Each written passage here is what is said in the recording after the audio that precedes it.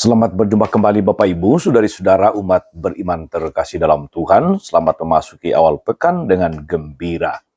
Hari Senin tanggal 16 Maret 2026, saya mengajak kita sekalian merenungkan kutipan Injil Yohanes bab 4 ayat 43 sampai 54. Kita mendengarkan sabda Tuhan terlebih dahulu dalam nama Bapa dan Putra dan Roh Kudus. Amin. Sekali peristiwa, Yesus berangkat dari Samaria dan pergi ke Galilea. Sebab ia sendiri telah bersaksi bahwa seorang nabi tidak dihormati di negerinya sendiri. Setelah Yesus tiba di Galilea, orang-orang Galilea pun menyambut dia, karena mereka telah melihat segala sesuatu yang dikerjakan Yesus di Yerusalem pada pesta itu, sebab mereka sendiri pun turut ke pesta itu. Maka Yesus kembali lagi ke Kana di Galilea, di mana ia membuat air menjadi anggur. Dan di Kapernaum ada seorang pegawai istana yang anaknya sedang sakit. Ketika pegawai itu mendengar bahwa Yesus telah datang dari Yudea ke Galilea, pergilah ia kepadanya lalu meminta supaya Yesus datang dan menyembuhkan anaknya, sebab anaknya itu hampir mati. Maka kata Yesus kepadanya, "Jika kamu tidak melihat tanda dan mujizat, kamu tidak percaya." Pegawai istana itu berkata kepadanya, "Tuhan, datanglah sebelum anakku mati." Kata Yesus kepadanya, "Pergilah, anakmu hidup." Orang itu percaya akan perkataan yang dikatakan Yesus kepadanya, lalu pergi. Ketika ia masih di tengah jalan, hamba-hambanya telah datang kepadanya dengan kabar bahwa anaknya hidup. Ia bertanya kepada mereka, pukul berapa anak itu mulai sembuh? Jawab mereka, "Kemarin siang pukul 1 demamnya hilang." Maka teringatlah ayah itu bahwa pada saat itulah Yesus berkata kepadanya, "Anakmu hidup."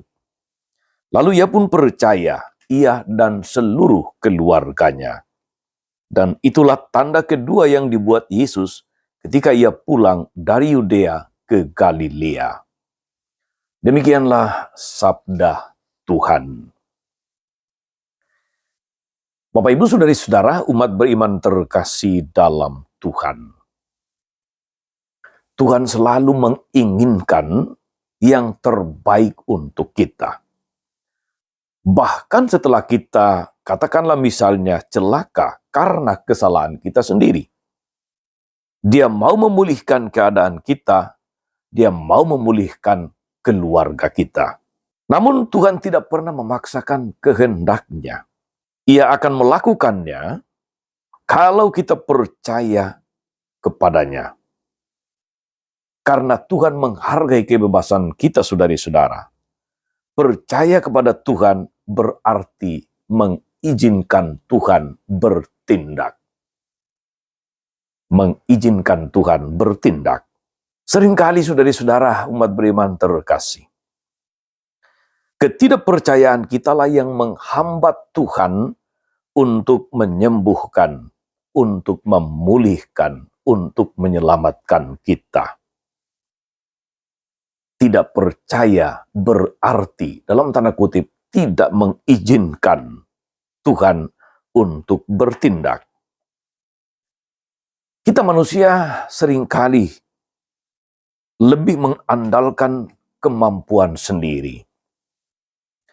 Ketika mengalami kesulitan, ketika mengalami penderitaan, ketika mengalami pergumulan yang berat, masalah-masalah yang hebat, kita mudah merasa lelah, kita mudah merasa putus asa, kita gampang menyerah, kita gampang kehilangan harapan. Di titik seperti ini, ia pun bisa memilih berbalik kepada Tuhan dan menyerah. Pada saat itu sebenarnya saudara-saudari kita kehilangan iman, harapan, dan kasih kita kepada Tuhan. Tuhan sudah kita keluarkan dari kehidupan kita. Kita bahkan tidak mau lagi mendengarkan orang lain, tidak mau lagi ke gereja, tidak mau lagi berdoa. Kita menutup seluruh pintu, termasuk menutup pintu bagi Tuhan. Namun percayalah saudara-saudari, Tuhan seringkali berkarya pada titik-titik genting dalam hidup. Ketika kita mau membuka diri, ketika kita memilih untuk percaya, ketika kita memilih untuk berserah, ketika kita merasa berat untuk berdoa, berdoalah. Iman bukan soal perasaan, namun kehendak untuk percaya dan berdoa. Tidak soal apakah doa kita melibatkan perasaan. Tuhan tahu apa yang paling kita butuhkan. Itulah yang terjadi dalam Injil hari ini, saudara-saudari. Seorang pegawai istana datang kepada Yesus dan meminta supaya datang ke rumahnya untuk menyembuhkan anaknya yang sedang sakit. Dengan penuh harapan dia berkata kepada Yesus, Tuhan datanglah sebelum atau supaya anakku tidak mati. Kata-kata orang tua, kata-kata seorang ayah yang memohon dengan rendah hati seperti itu, mengandung sebuah kepercayaan besar bahwa Yesus mampu melakukan sesuatu. Dan bahwa dia, sang ayah ini, mengizinkan Tuhan untuk bertindak. Dan kita tahu hasil akhirnya saudara-saudari, anaknya menjadi sembuh. Ketika Yesus mengatakan, pergilah, anakmu hidup. Percaya kepada Tuhan berarti mengizinkan Tuhan bertindak. Moga-moga saudari-saudara, dalam seluruh hidup, dalam seluruh pengalaman, dalam segala peristiwa kehidupan kita, lebih-lebih dalam peristiwa-peristiwa yang tidak mudah, ketika kita menghadapi masalah, sakit, dan penyakit, segala sesuatu yang justru menantang menguji kesabaran dan iman kita, mari kita memilih untuk percaya, yang berarti sekali lagi mengizinkan Tuhan untuk bertindak. Tuhan tahu apa yang kita butuhkan. Tuhan tahu apa yang sangat kita rindukan di dalam seluruh pengalaman-pengalaman kita.